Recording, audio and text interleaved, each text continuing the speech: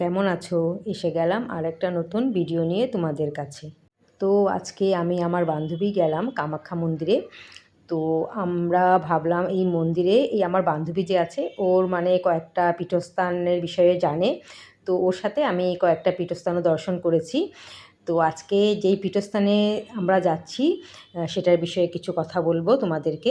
আজকে আমাদের কামাখ্যা মন্দিরে পূজা শেষ করার পরে আমরা গেলাম মা ধূমাবতী দেবীর মন্দিরে। মা ধূমাবতী দেবীর মন্দির কামাখ্যা মন্দিরের ঠিক পিছন সাইডে দক্ষিণ দিকে আছে। আমি আমার মনের কথা তোমাদেরকে বলি।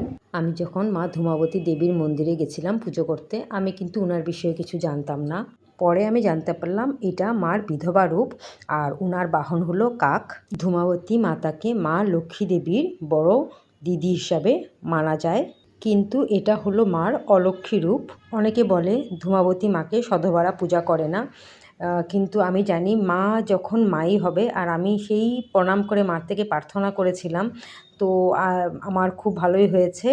অনেকে অনেক কিছু বলে। বারাণসীতে মা দেবীর ধূমাবতী মা দেবীর মন্দির আছে, সেখানে শুনেছি বিয়ের পরে স্বামীকে নিয়ে নতুন কাপলরা যায় দর্শন করতে মার যে এই রুদ্র রূপ অলক্ষ্মী রূপ আছে, সেটা হলো সন্তানের জন্য না, সন্তানের যারা ক্ষতি চিন্তা করে তাদের জন্য মার এই অলক্ষ্মী রূপটার সাথে মানে পরিচিত হয় সবার। মা ধূমাবতী মা সন্তানের ভালো কামনা করে, ভালো চিন্তা করে সন্তানের জন্য। সন্তানের উপরে যে খারাপ ছায়া থাকে সেটাকে উনি দূর করান। মা ধূমাবতী দেবীর পার্বতীরই আরেকটা রূপ। উনি সন্তানকে সকল দুঃখ থেকে দূর করান। কথিত আছে সব পূজা সারার পরে মনের বাসনা যখন পূর্ণ হয় না, সেটা মা ধূমাবতীর কাছে গেলেই উনি সেই মনোবাসনাটা পূর্ণ করে দেয়। আমি যতটুকু জানি মানে ধূমাবতী দেবীর মন্দির প্রায় বন্ধই থাকে। সেদিন আমাদের ভাগ্যটা ভালো ছিল, আমরা দুপুরে গেছিলাম, কিন্তু মার মন্দিরটা খোলা ছিল, আমরা মার দর্শন করেছি।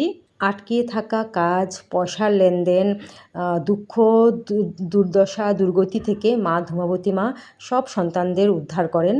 মা ধূমাবতী দেবী উগ্ররূপ ধারণ করে সন্তানদের সব বিপদ থেকে দূর করেন।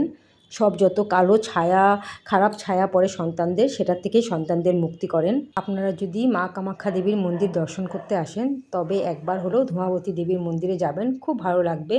মন্দিরে গিয়ে একটা কাজ করবেন, প্রথমে বাবা ভোলেনাথের নাম নেবেন, জয় বাবা ভোলেনাথ। তারপর মা ধূমাবতী দেবীকে প্রণাম করবেন। আমি ভাবি যেখানে বাবা ভোলেনাথ আছে, মা পার্বতী আছে, মানে ধূমাবতী দেবী তো মা পার্বতীরই আরেক রূপ, সেখানে আবার কিসের ভয়, কোন চিন্তা? কোনো চিন্তা নেই, সব ভালো হবে। আজকের জন্য এখানে শেষ করলাম। যদি আমার ভিডিও ভালো লাগে সাবস্ক্রাইব করবেন, লাইক কমেন্ট করে আমার পাশে থাকবেন। দেখা হবে আরেকটি পীঠস্থান নিয়ে নেক্সট ভিডিওতে। ততক্ষণের জন্য জয় বাবা ভোলেনাথ, জয় মা পার্বতী, জয় মা ধূমাবতী দেবী, জয় বাবা ভোলেনাথ। ওম নমঃ শিবায়।